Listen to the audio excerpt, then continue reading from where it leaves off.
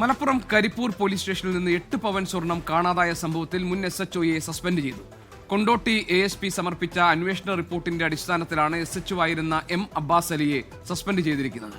നിഖിൽ പ്രമേഷ് മലപ്പുറത്ത് വിവരങ്ങളുമായുണ്ട്. നിഖിൽ, ഈ 8 പവൻ സ്വർണം കാണാതായ സംഭവത്തിൽ ഈ ASP സമർപ്പിച്ച അന്വേഷണ റിപ്പോർട്ടിന്റെ അടിസ്ഥാനത്തിലാണല്ലോ SHO ആയിരുന്നയാളെ സസ്പെൻഡ് ചെയ്തിരിക്കുന്നത്. SHOയ്ക്ക് ഇതിൽ പങ്കുണ്ട് എന്നാണ് അന്വേഷണ റിപ്പോർട്ടിലെ കണ്ടെത്തൽ. എന്താണ് വിവരങ്ങൾ?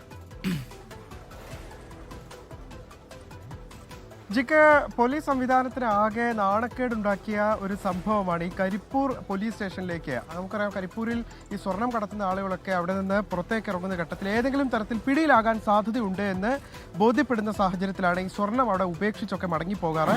പലപ്പോഴും മറ്റ് യാത്രക്കാർ ഇത് കണ്ടെത്തി ഇത് അർഹരിലേക്ക് എത്തട്ടെ എന്ന് കരുതി ഒക്കെയാണ് കരിപ്പൂർ സ്റ്റേഷനിൽ ഏൽപ്പിക്കുന്നത്. അങ്ങനെ ഏൽപ്പിച്ചിട്ടുള്ള സ്വർണം നഷ്ടമായി എന്നുള്ളതാണ് ഇപ്പോൾ ഉന്നയിക്കപ്പെട്ടിട്ടുള്ള പരാതി. ഇതിലിപ്പോൾ ഈ 8 പവൻ സ്വർണം നഷ്ടമായ സംഭവത്തിലാണ് ഈ മുൻ SHOയെ വീണ്ടും സസ്പെൻഡ് ചെയ്യുന്ന സാഹചര്യം ഉണ്ടായത്. ഇദ്ദേഹം നിലവിൽ തന്നെ സസ്പെൻഷനിൽ തുടരുന്ന വ്യക്തിയാണ്. കൊണ്ടോട്ടി ASP സമർപ്പിച്ച അന്വേഷണ റിപ്പോർട്ടിന്റെ സാഹചര്യത്തിലാണ് വീണ്ടും സസ്പെൻഡ് ചെയ്യുന്ന സാഹചര്യം ഉണ്ടായത്. കൂടുതൽ അന്വേഷണത്തിനായി മലപ്പുറം DYSPയെ ഈ വിഷയത്തിൽ ചുമതലപ്പെടുത്തിയിട്ടുണ്ട്. പാലക്കാട് സൗത്ത് SHO ചുമതലയിലിരിക്കെ മറ്റൊരു കൃത്യവിലോപത്തിൽ നേരത്തെയും ഇയാൾ സസ്പെൻഷനിലാകുന്ന സാഹചര്യം ഉണ്ടായിട്ടുണ്ട്.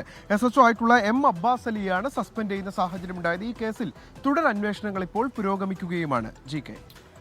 ശരി നിഖിൽ പ്രമേഷാണ് വിവരങ്ങൾ നൽകിയത് മലപ്പുറത്ത് നിന്ന്.